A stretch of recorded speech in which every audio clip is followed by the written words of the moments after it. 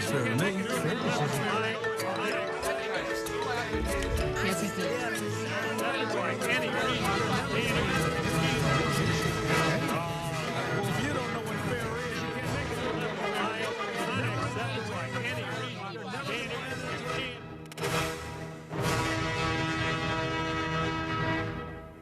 Donnybrook is made possible by the support of the Betsy and Thomas Patterson Foundation and the members of 9PBS.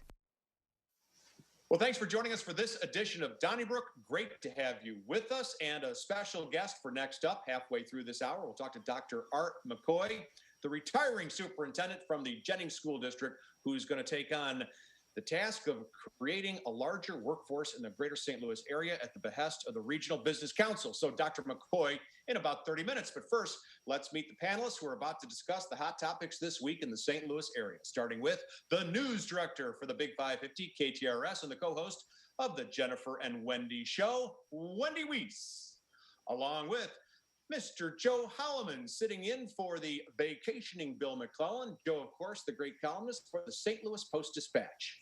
And we welcome Ray Hartmann, one of our founders, who writes for rawstory.com, the Riverfront Times, and he hosts his own show weeknights on KTRS. And we've got Alvin Reid with us from the St. Louis American and more. And we'll just kick things off, Ray. You did not get in a fight with that bear in your neighborhood, but like so many others, you got tangled in the dog leash and took one for the team, huh? No, the bear got in a left hook. I got in a right uppercut, and he ran up the tree. My story. Well, that's a good story. I like that one. Hey, Joe, welcome back. Thank you for joining us. And we want to ask you about two major developments in Jefferson City this week, both involving Governor Parson. Number one, Governor Parson did decide earlier this week that he's going to nix the federal unemployment benefits that people have been enjoying when they've been out of work here in Missouri. Basically, you get $300, $320 if you're unemployed, thanks to Missouri. But Washington has been adding another $300 because businesses say they can't find workers. The governor has said that federal match will end June the 12th. That's one development. And another that came out today was that even though voters in Missouri last August voted to expand Medicaid for 275,000 Missourians starting July the 1st, the governor announced today that he won't fund it. So take it away, your opinions on both of these developments, Joe. I personally don't like it when there's been a vote and then politicians ignore it. And I don't care what side it comes on. It didn't matter whether you're for or against Medicaid expansion. If you ostensibly want to take the position that you're for democracy, there was a vote. There was a result of the votes. And I think you have to honor that. That said, I think it's clear that Parsons said, okay, I will fund it begrudgingly, and then said, oh, wait, look, the legislature didn't give me any money for it, and now it's going to go to court. So, but I don't like when we have a referendum when we're asked to go to a poll to decide something. Okay. We decided the legislature doesn't like it, so they don't do it. And with regards to the federal unemployment benefits that Missourians will not get starting June the 12th? That I'm in favor. I'm in favor of Parsons' move, and I honestly think it's common sense when people can talk about whatever the level of unemployment rate is. But if you do the math, I can see where a lot of people say, you know, it's better for me to go out and get a job than try to get by on $15,000 a year, roughly. I can't get by on $15,000 a year. However, when you're making $31,000 a year, maybe you don't go back to work. And I think at some point in time, if everybody was thinking that, well, this is just going to go on forever, hate to say it or pleased to say it, the pandemic ends and eventually life has to get back to normal. And paying people $30,000 to $31,000 to stay home is not good for people who run businesses. It's just not. But now there is a push, at least I've seen many, many posts or tweets on Twitter about how this has nothing to do with the unemployment funds being distributed to the states. This is all about redefining the workplace and how people are mad as heck and they're not going to take it anymore. I'm with you, Joe. I think that it's gotten pretty easy. Certainly, there are some people for whom this is necessary, and sadly, I think they're going to fall through the cracks. Well, one thing that's coming out of this is like McDonald's is raising their wage. Another major fast food or restaurant is doing the same thing. Part of it is you don't pay enough money, so thus people can do that math, okay? And they said, like, yeah, it is easier. Two, Republicans are reading this room wrong. They are still passing that thing off that the only people that don't want to work are lazy people in the city who, most of them, might be black people, okay? And I guarantee you, they're hearing right now from people in rural Missouri saying, what the heck are you doing? Okay, they got this, kind of like, I don't know, just narrow scope of who's too lazy to go back to work. And this is throughout this state and all states. And primarily, most of these dollars are going to people who used to work someplace that didn't go back. And most of those people in the state of Missouri are white. And I think that there will be a backlash over this that they did not expect. Now, right. It is true that a lot of businesses, what I used to go to, Malone's, they couldn't find people to work. I don't understand it, but that's a reality. And if this is playing some role in it, then maybe that can be identified. But just on June 12th, it's over. I think that kind of attitude comes from you don't know exactly who it is that's not going back to work. Well, and keep in mind, this is only, eventually the money's going to stop coming federally. It's just interesting now in the red states, it's going to end now because they want to make a political statement. Alvin's very much on the mark here. And frankly, both this and the Medicare, it's the same sort of, the Republicans are still running against sort of a 60s trope of ignoring even the welfare reform of the 90s under Clinton, that this is all, urban people, which it isn't. And with Medicaid, it's the same thing. Joe's right about the public will thing, but the only reason the Republicans are making their little stand on Medicaid expansion, which has got to be the stupidest self-defeating thing ever, given over $1 billion that we paid into the federal government, is because of this trope. And it's all politics. And keep in mind, all these businesses got their PPV, they got all their money. And so this idea that it's like exclusively going to people, if you can't get people to work, Ray, if you can't get people to work, all the PPP in the world isn't going to help you. Well, pay a decent wage and they'll come to work. It's the if you're trying to propose that the Republicans are the only people dealing in outdated tropes, what are the Democrats doing? And it's all politics. What do politicians do? The idea that Democrats are on one side not paying any attention to tropes or not trying to win the vote, and only Republicans are doing that, that's illogical. And and I know that's not how it works. Well, I would say this. The facts are we have 8.1 million job openings in this country, but last Friday it was announced that there were just 266,000 new hires. And you talk to any business person in this area and you'll say they can't find workers. Well, how can people be out of work when all these businesses need workers? And I agree. I think about, Charlie? I think the governor's going to pardon me? Every business. I ran into a person the other every business, whether it's Banner Construction or whether it's Archer's Daniel Midland or whether it's the hospital, the schools, people are not able to hire. Everybody's hiring right now. Even broadcasting, KMWX has an opening. I know people who are looking for work that tell me that's not true, but it flies in the face of logic to think that saying that to stay home will earn you $15,000, and that if you say, "Oh, staying home will earn you $30,000," that more people won't stay home. Of course they will. Of course they will. Well, what about all the other states that are not? What about the states that are not being run by Donald Trump? And those are blue states, Ray, playing to their crowd based on tropes from the 1960s. Welcome to politics. Okay. You said the red states did it first. Let's because move the blue on. states are saying, no, we care about Joe Holleman. in the interest of time, we'll move on. And thank you very much for your thoughts there. Robert Fernandez, homeless guy, wins in federal court, Alvin, represented by attorney Biba Schock. Fernandez had panhandled at the corner of 55 and Lindbergh, I think, for years, right? Is that the location there, Joe? Yes. And he was arrested numerous times. He was cited numerous times. And he basically said, look, I've got to get this permit to panhandle. It's only good for 6 months. It cost me $13. And he was doing this, but other people like those collecting signatures or petitions or those who were protesting didn't have to do the same thing. So he sued, and Judge Stephen Limbaugh said, you're right. The county, which had been citing you and arresting you, is abridging your First Amendment rights.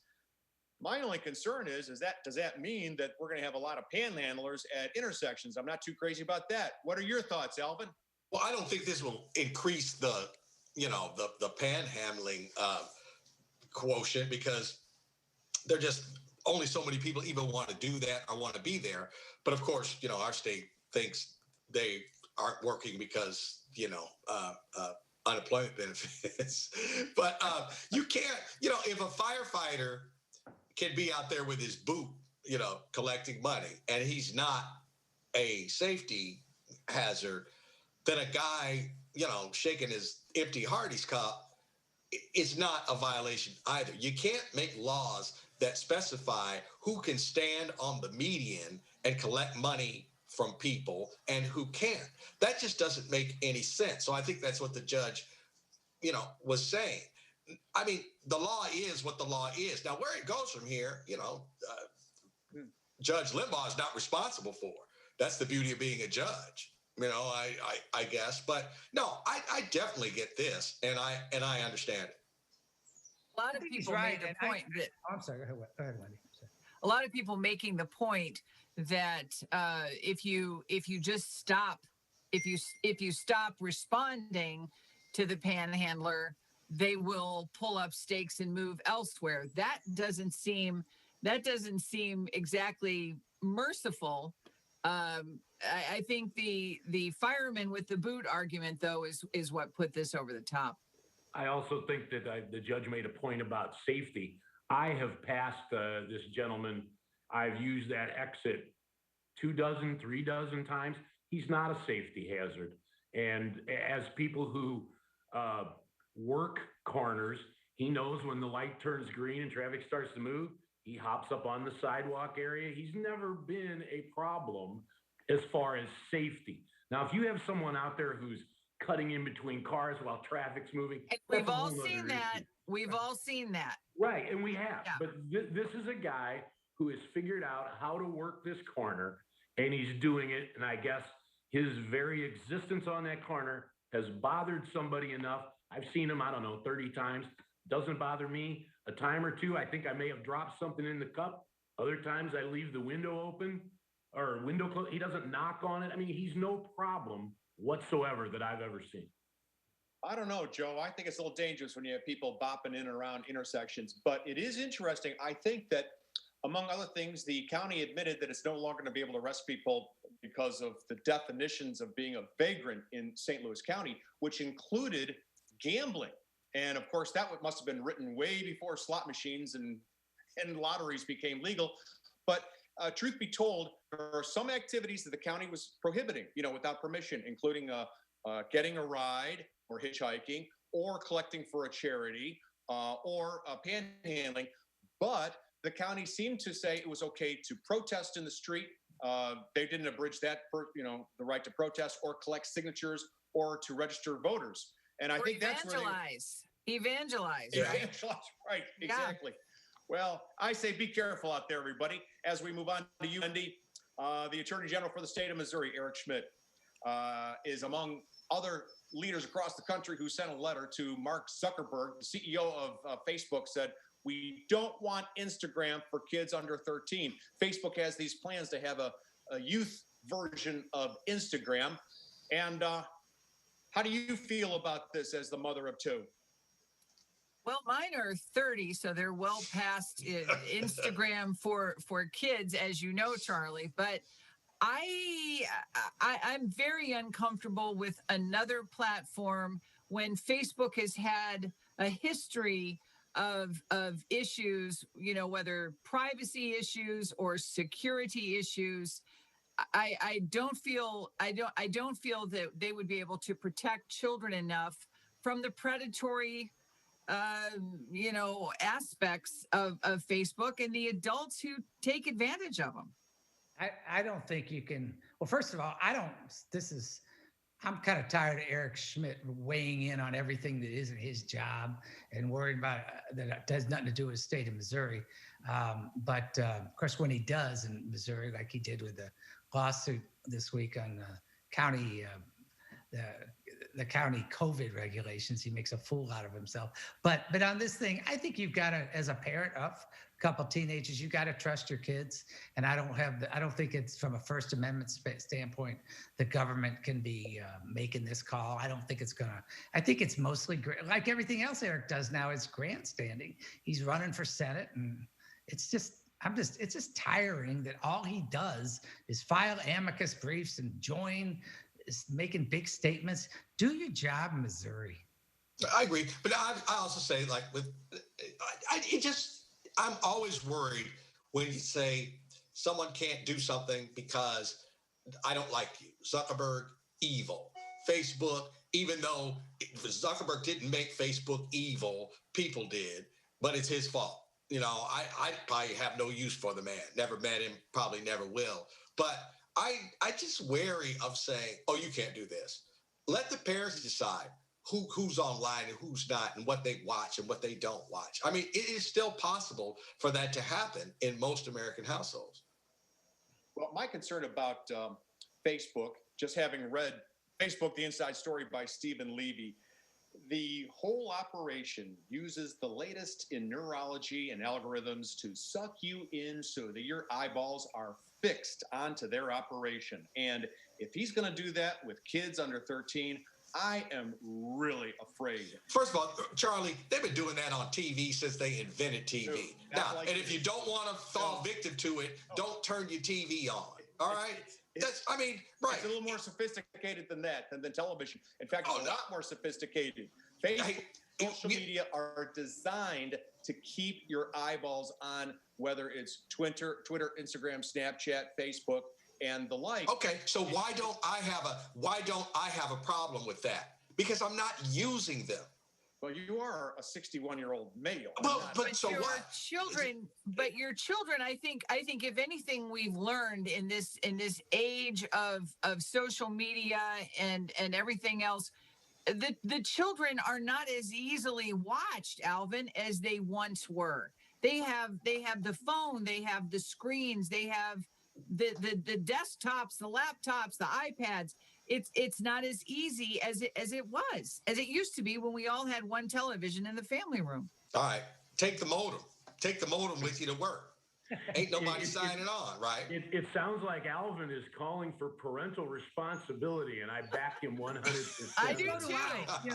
The bottom line is the mobility that people have, not just kids, but including kids, the mobility and the choices and the freedom that is provided, sometimes to a fault, by the internet.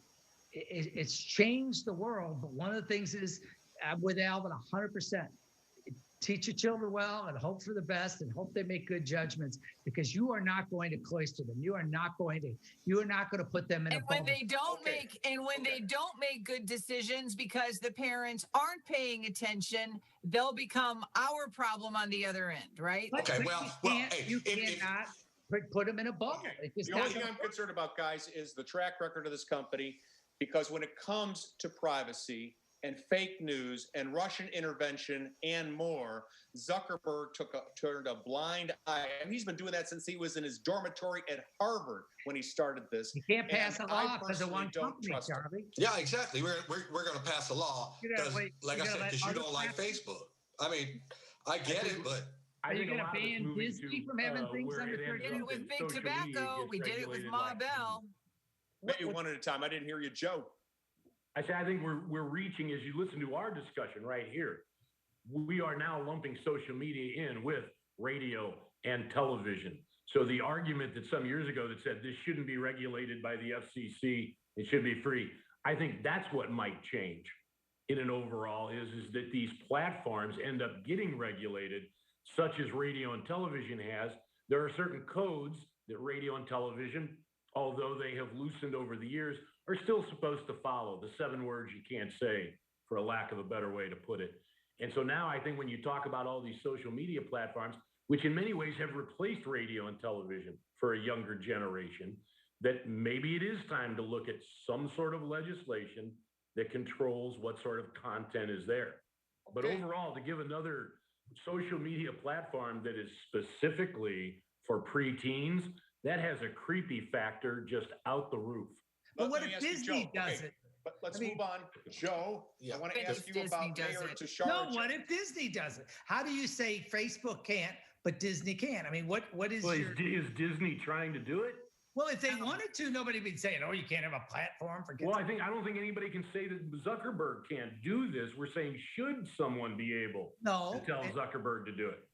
And certainly not the state attorneys general. I mean, people. Okay. Who else, Ray? We're back to Eric Schmidt again. Well, that's where we started. Okay, let's move on, guys. Thank you so much, Joe Holleman, St. Louis Post-Dispatch. Story this week pointing out that the mayor, Tashara Jones, did something I don't recall seeing. She vetoed 2 developments, one on Locust, the other, one that we talked about actually when Dr. Fred Costello was with us, the renovation of the old Jesuit Hall at the corner of Grand and Lindell. And she vetoed them because the developers are getting benefits that are too generous in terms of tax breaks. One of them had a 95% tax abatement. 95%. So she said, hey, let's go to the table and we'll negotiate. I think that's a good move because I think we've been giving away the candy store for too darn long. How about you? I agree with you. I agree with you that it's a good first step. I don't see it I see it as the first step to an accomplishment. I don't see it as an accomplishment in and of itself. I think that way too many times the free market gets ignored. And businesses, either through TIFs or tax abatements, get breaks that they don't necessarily need. Look at all the communities in this nation that have built football stadiums and baseball parks for very rich people that probably would have done it anyway. But if you're a decent businessman or businesswoman, you're going to ask for a break. I would. We all would. But then you say, no, I think you can afford it. What I don't see is people that on the other hand, the follow-up was this will get development in other areas of the city. I'm not sure that we can assume that because you turned this one down, that it'll automatically benefit somewhere else. Because then what you're talking about is giving tax breaks for there. Then you have the same situation. But as far as not giving tax breaks to big, rich corporations, I am 100% behind that. Charlie, I agree with Joe about the last thing he just said. And the one thing is where it is in the city or in any single county, whatever, matters. In other words, this comes out of the concept, the whole TIFs and all the tax breaks have been dramatically abused. The original concept, which actually came out of Europe called enterprise zones, the idea was to incentivize businesses to go places they would not go in the free market. Joe's absolutely right about it. The idea was if an area is so blighted and so run down in the city, county, wherever, rural areas, then you've got to you want to bring them back. You don't want to lose the housing stock, yada, yada. You incentivize people to go where they wouldn't go. And that nothing about the St. Louis Cardinals rings true. What about Grand Center, Lindell and Grand, right around the corner from our broadcast There studio? was a time that Grand Center probably fit that category. It doesn't fit it as much now. Okay. But the point is that when Grand Center first started, it most certainly fit that. And so the question is, I just had a guest on. I said Hyde Park is a great example where we ought to be incentivized. It's a wonderful area. It's just like architecture. Ray, Alvin. We should incentivize it. Good. Yeah. Alvin? Yeah. Oh, I thought you were jumping in. Never mind. No. I was saying, yeah. Go ahead. I'm done. Okay, he's done. Okay, let's move on then to bears. Ray, you had a tussle with one this past week in your neighborhood. Got him. And now, I don't know if most folks know this, but there's going to be a bear hunting season in Missouri for the first time in quite some time, starting in October, because the bear population has increased. Are you in favor of culling the herd? Or do bears travel in herds? Maybe not, but are you in favor of the bear hunting season in St. Louis starting in mid-October? In St. Louis? Missouri, excuse me. It might be your neighborhood, depending on last week. I'm just not, but I've never had, no, I'm against killing bears. I'm sorry. I think that I'm against it. I agree with, I'm totally against it. I think just because something's like, oh, they're no longer endangered. So let's hunt them back into, endangered species again. That really doesn't make a lot of sense to me. And now this bear who showed up in Kirkwood, and I guess the rent was too high, so he went to Richmond Heights, which is an enterprise. It's an enterprise zone for bears. So now that proves let's just hunt them down because they're a nuisance. Now I'm not down with the hunting of the black bears anywhere in the state of Missouri. I think there's nothing better than have 5 city suburban folks get together and talk about wildlife. It's fabulous. But, they came off the endangered list. Let's for a minute give the Department of Conservation, which has run hunts on a variety of animals for decades upon decades, that they monitor these things. And one of the reasons you have them is that they don't get hunted back to extinction. So what we have is they're saying there is a problem with an overabundance of them. So indeed, to harvest, whatever word, kill bears, whatever you want to say, is, I'm willing to say the Department of Conservation is doing their studies. I haven't noticed the deer population nearing extinction in St. Louis or Missouri, and I have full faith that they will monitor the bear hunt enough to make sure that they don't disappear. 30 seconds, Wendy. Okay, well, the deer in our area actually have like a dining room table in our backyard. So they're very, very comfortable. That said, I am not comfortable. It's the teddy bear that has made our, this such an aversion. I couldn't bring myself to hunt a black bear. But if one was, walking up my driveway, I'd put a for sale sign out in front of the house. Thank you, Wendy. Folks, that concludes the first half. On our second half, next up, we'll talk to Dr. Art McCoy about his next assignment to increase jobs in the greater St. Louis area. That's on Next Up. Don't go away. Donnybrook is made possible by the support of the Betsy and Thomas Patterson Foundation and the members of 9PBS.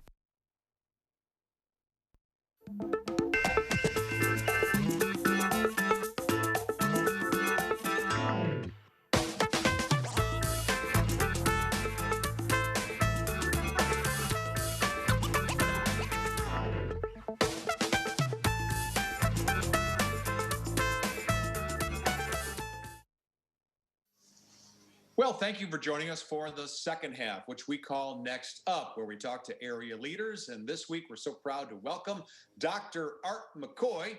You know him from education circles. He's been the superintendent of the Jennings School District. Well, he's retiring, but hardly retiring, in fact, because he's going to become the new workforce development leader for the Regional Business Council. Dr. McCoy, thank you very much for joining us on Next Up. It's a pleasure to be with each of you. Pleasure's ours. Tell our viewers what your new role will be all about. Well, that's easy. So you see a star behind me. We're working on promoting and showcasing our stars and creating more stars. That's an acronym for me for supporting pre-K through 20, the 20th grade, to make sure that we ultimately have a pipeline where we have 1,000 new employees in 4 sectors: technology, advanced manufacturing, as well as the trades and healthcare. Secondly, we want to transform what education is like in that pre-K through 20 area. And we want to touch people who are not in formal education, in training programs, micro-credentialing programs. We want to help people access the data and access opportunities. That's the A for our stars. And we're reconstructing what mentorship looks like, as well as what recruitment looks like, by having the corporations, the over 100 corporations of the RBC, commit to individuals for 2 years, 4 years to the completion of their associate's degree or their bachelor's degree or a career pathway job that gives you a living wage. And then the last S is to really show you. We don't want to just talk about it. We're not a think tank, we're a do tank, and we will show you our stars that are here in St. Louis. Ray? Dr. McCoy, a lot of people in public education feel that public education itself is under attack in capitals such as Jefferson City, in the name of charter schools, in the name of vouchers, private school funding. What is your sense of that? I'm a pro-excellence superintendent, and so I tell people I'm not pro-choice, I'm pro-excellence, which means I believe the systems are created for the students. So if the system is excellent, the students should get access to it. That's from homeschooling, parochial schooling, vouchers, for opportunities. If you're stuck in an environment where the system is underperforming, no child should be forced to stay in a system that's been unaccredited or provisionally for 15 years, 20 years or more. So I'm, of course, for public schools because I'm a public school superintendent, and I know charter schools are also public schools. So I'm pro-excellence, and I'm against anything that's not excellent or that's failing. And so I do know that the COVID pandemic has created an opportunity to show the weaknesses and the lack of customer service in the quote unquote public schools, because many of school districts did not get back into service, whereas private schools were in school the entire time. Now, I can't say that's the case for my system. We got back to school before even the parochial schools. We piloted in April. We had everyone back in July, and all students 70% were back by August for the regular school year, and the rest were virtual. So we were the exception to the rule, but I believe that it exposed the weakness, an area for improvement. And I believe this next school year, you'll see a difference where everybody's back and trying to do their best. Dr. McCoy, one of the things I hear, and it irritates me, I'll be quite simple about it, is in discussions about, future for Black young people, Black kids, it's just like, oh, you got to get the Black kids into the trades. You got to get the Black kids into the trades. And I've thought like, well, how about we get Black kids into college? And, it's like, well, they can't do that. And I'm wary of setting the goal not as high as it could be. So what are your thoughts on that?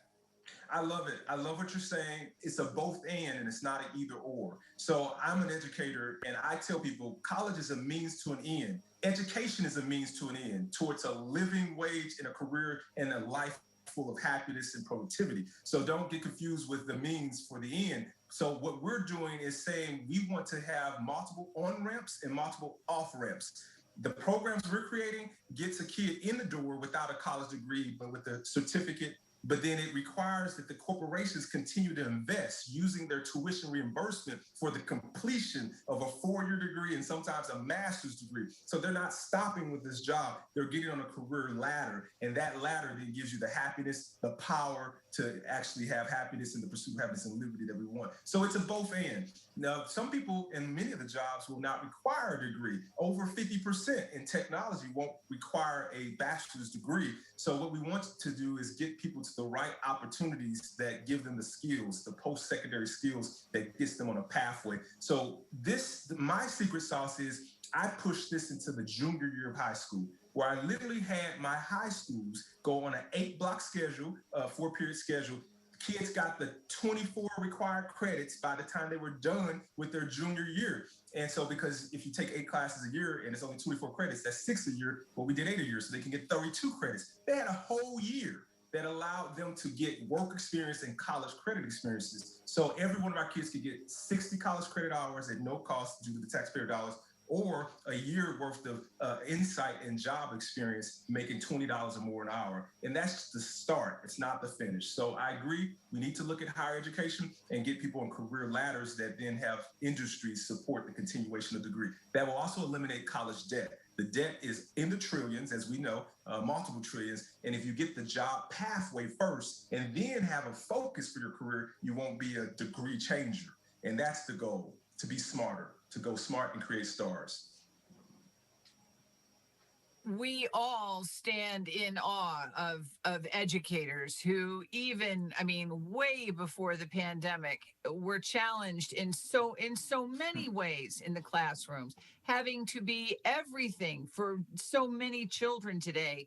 And I mean, not the least of which, in terms of some of those challenges, is just the available bandwidth, internet access, and that kind of thing. Missouri has actually committed to expanding the bandwidth and to make it more accessible for kids all over the state. How important is that, Dr. McCoy? And are you happy with what any progress that you have seen to this point? Let me give you a little bit of insider talk. I'm never satisfied, but I am pleased with what we did regionally, but not in the state. So there are still about 20% of our rural families that don't have internet access. One of the first things I did was I reached out to Sam Page. I texted him. I said, we need $4 million as a school district. I said this in March and April, and he jumped on it real quickly. It was political season, so he was very responsive. And he said, hey, I'll give you $4 million, but who else can you share it with? He held a meeting in our gym, and he initiated the library broadband situation with hotspots for every one of our kids, as well as Chromebooks, not just for our kids, but for Normandy, Riverview, and even for, I asked him to help out Kevin Carl's district, Hancock Place, and others in South County, St. Louis. And it happened. It was not that fast in the rural areas. They, to this day, don't have broadband connection. So there were 7 C's that we focused on as I wrote the paper for how to school successfully during COVID. One was connectivity through hotspots. The second was computers. Everybody should have Chromebooks, 1-to-1. The third were life coaches to deal with mental health, trauma, and anxiety. As you point out, Wendy, we were focusing on these epidemics before this pandemic of mental health crises, where 7 out of 10 youth had mental health trauma. And during the pandemic, more like 9 out of 10. So those are the first 3 C's. We needed champions for certain policies and procedures, as Ray pointed out, to make education more equitable. And then, of course, we needed courage, and we became contact tracers. I had 1/4 of my staff become certified contact tracers. And then lastly, we had to make a commitment to real-time communication and facts because things were changing so much. Those were the 7 C's that had us be successful during COVID. I'm on the governor's task force for the reentry of school. I shared it with the state. We got it to MSBA to publish and publicate it to all the school board members and so forth. So I totally agree with you. We have our work cut out to make sure across the state you have broadband connectivity as well as computers, 1-to-1 Chromebooks, and more. And so I want to just say this is 2 sides of one coin. Alvin's question and statement about Black children being marginalized towards only the jobs of trades is real, and that's marginalization. We don't want jobs, we want business owners, and we want career pathways for life. On the flip side, we can't ignore rural places that have no connectivity, no businesses around them that will give them apprenticeships and internships like we have, 300 here. And so we really want to connect the dot and bridge those needs to meet the need at the speed of the need across the state. And I've been talking with the state workforce development department, Dr. Marty Leathers, and even the governor working towards that goal. I have a question that sort of dovetails off of Alvin's that had to do with trades. And certainly the marginalization is not a good idea. But was there a period in time in education, let's say 10, 15 years ago, where nobody was being told to go into trades and you must go to college and you must build up this debt, which became one of the offshoots of it? And so when I talk to people I know who are plumbers, electricians, they're like, there aren't any around, Joe. So I would hate to see it marginalized, but was there a time when success in education meant going to college and these jobs that are important and well-paying and can allow people to build up money to start their, you can own a plumbing company, but it helps to be a plumber first.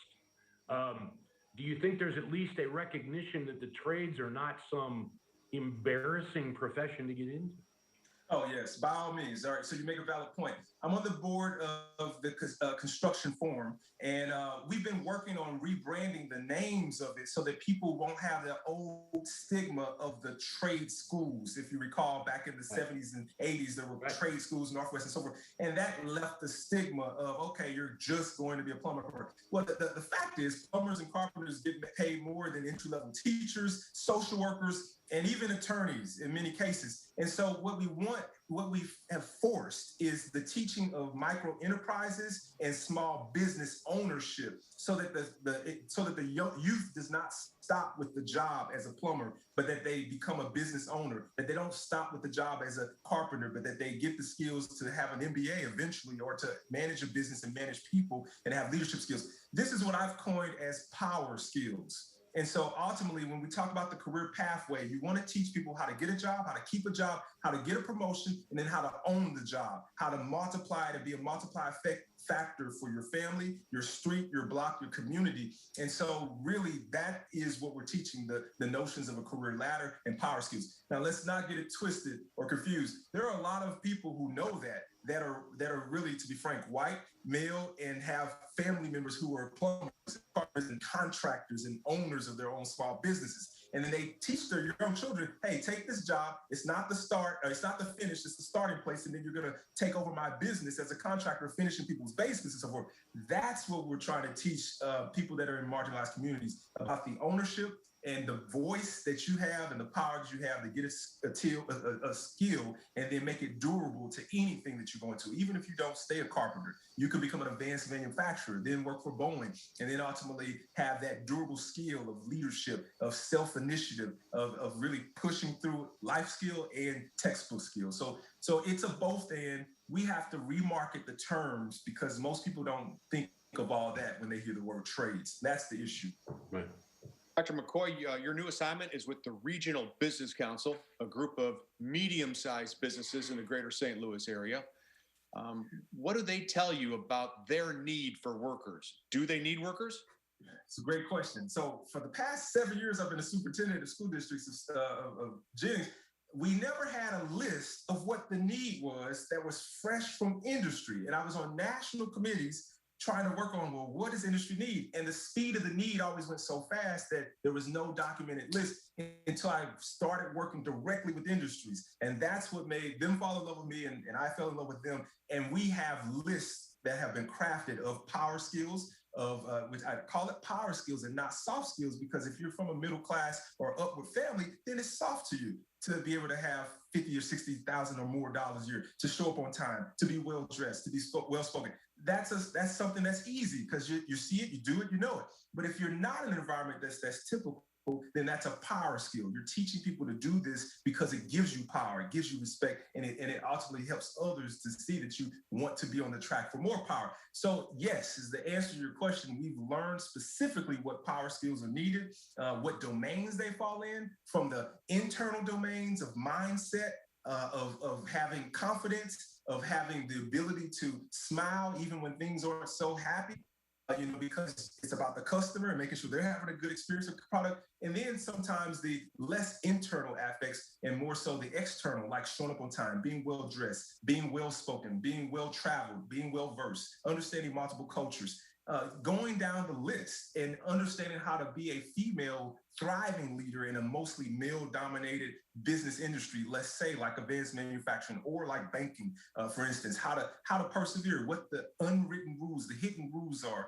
and what we need to change. So I've very craftily coined this, not DEI, but DIE, diversity, inclusion, and equity, because we die as a company, we die as a country, we die as communities if we don't do it right.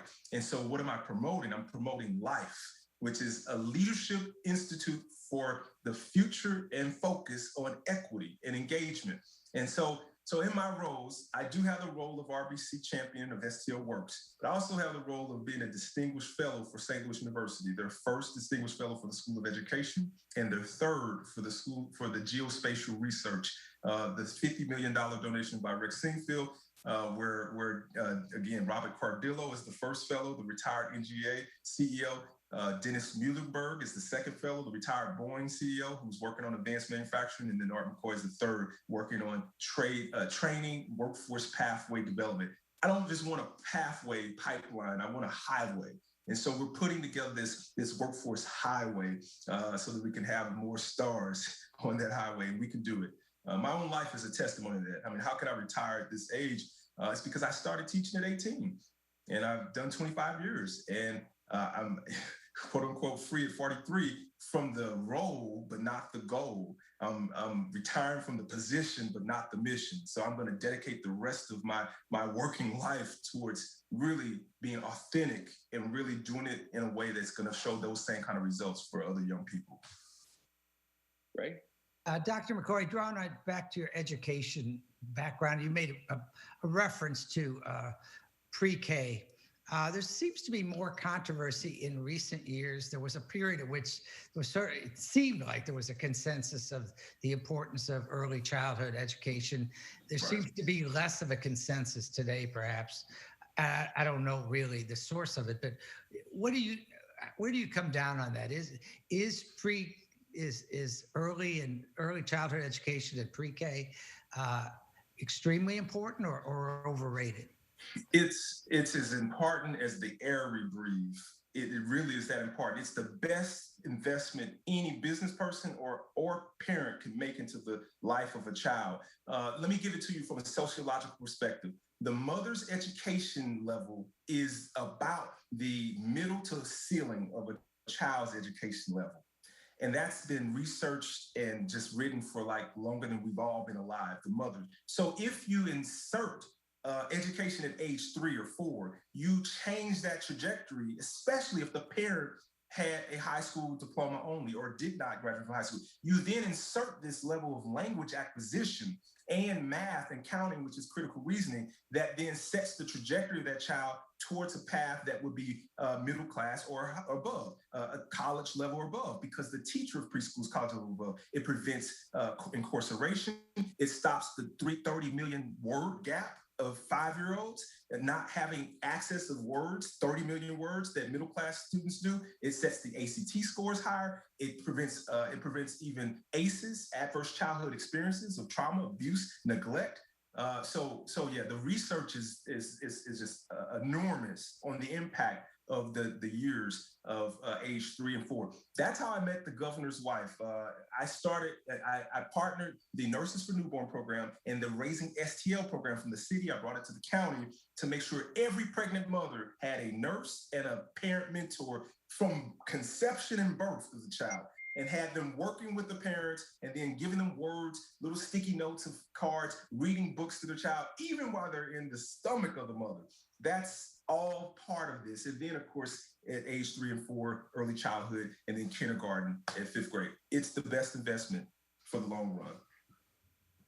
Dr. McCoy, with everything happening today at such warp speed, how do educators stay on top of potential career paths of the future?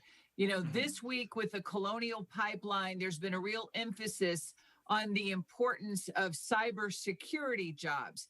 How do you as an educator address the future when things are moving so quickly?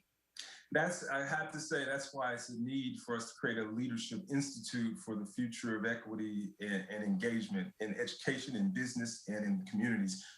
As an educator myself, I did it by really reaching out and touching those businesses. I would raise $2 million of private funds from them to create a foundation, and using a foundation to then pay for internships. I helped Brian Cross and the Missouri Chamber of Commerce to establish the Show Me Careers program, which takes teachers and counselors every summer to do externships for 1 week at the businesses that's in their locale. We actually started that in Ferguson, Florissant, and Francis Howell in 2011 before the St. Louis Chamber, and through Deborah Patterson's work with Deborah Holmes, and then Deborah Patterson from Monsanto at that time, now Bayer. And so now it then got crystallized to that program. So what we want to do and what we are doing as the RBC is we're supporting the Show Me Careers work. We're supporting the work of Brian Cross. We're supporting those school districts who are doing teacher externships so they can go to the businesses in the summer, and that's their professional development. No more sitting in the classroom, no more sitting at home remote and doing a PD, a professional development on the screen.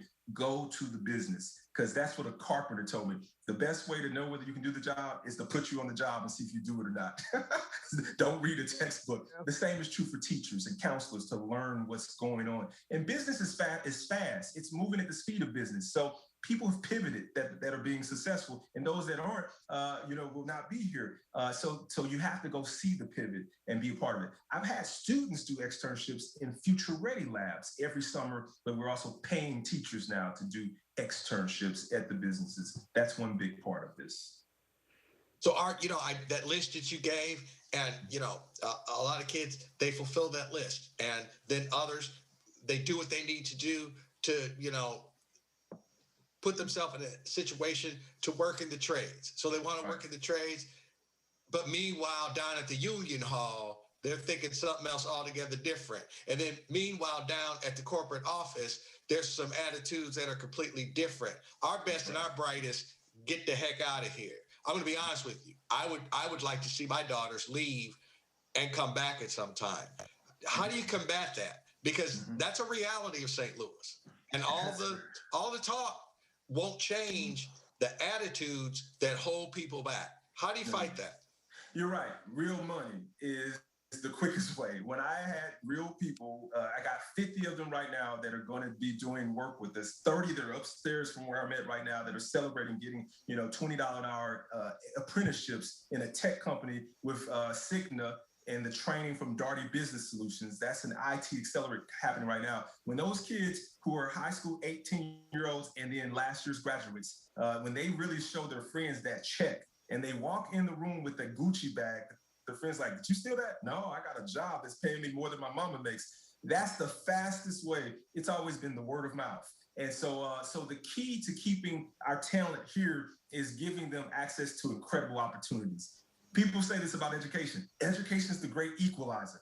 Yeah, that's true. But access to powerful opportunities is an equity supersizer. You want to give them the opportunity and you want to showcase your stars so that these young people can say, I don't have to go to Chicago to have this happen for me. I can be right here and be paid, be well educated, taken care of for 4 years, and have a commitment from a business. Their loyalty to me makes me more loyal to stay here and be loyal to you. And so that's our shortest method. In the long term, you should establish relationships and that mentorship, that R for reconstructing what mentorship looks like, where you really have a white person and a black person really intergenerationally talk and say, you're going to take my job. So I want to give you everything I know to invest in you because I'm giving it to you. I don't want to keep it.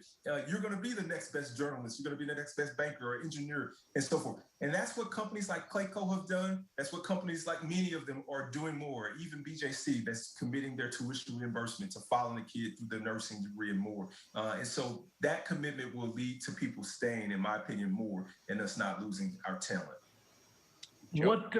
What is the most detrimental attitude that you hear from the kids that you've had to deal with? Is there they're like, well, there is no success for me. There's no chance for me. I mean, what is it as an educator? You say, look at all these programs that we have, and they just think that's not for me. How do you combat what seems to be an seemingly already entering the system with somewhat of a defeated attitude that these opportunities are not here for me? How does that impact their ability to succeed?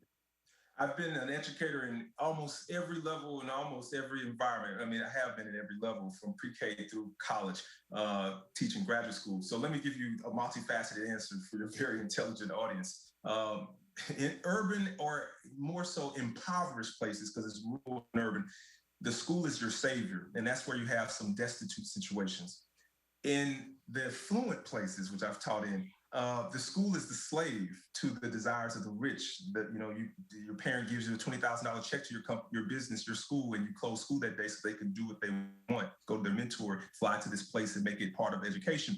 And then middle class is all about, as someone said earlier, I think it was either you, Joe, or Alvin, middle class is about the pathway to college. How can you be better than the previous generation? So the despondents in each student at the lower SES, the middle, and the higher sounds accordingly to the purpose of what education was for. At the lower SES, it's just to get the heck out of here. I'm on survival mode. We're all just trying to make it. A gunshot could have went past me. I almost died. I know 5 friends who did. I feel like I'm depressed already. I feel all alone in the world. I've been abused and neglected, ignored, and the world is not for me. So the goal is to get you out and up towards a pathway to take control of your life, not be a survivor, but a thriver. And that's what, giving kids that I can name $25 an hour in the trades while they're at 17 or 18, because in our school system, I gave 12th grade to industry and 11th grade to industry. What does that mean? The kids got they got IRCs, industry recognized credentials, and that's how they got promoted. So as a junior and a senior, you got IRCs. So those IRCs are carpentry, construction certifications in power tools, forklifting, so forth, in food. Dr. McCoy, yes, we're going to have to leave it there and pick it up on that point next time. And we hope that next time comes real soon. Thank you very much for joining us on Next Up, and good luck with the Regional Business Council Workforce Development. Thanks for joining us. Thanks for all you do. Thank you all. Pleasure to be with you. Dr. Art McCoy with us. Thanks, everybody. We'll check in with you next week at this time.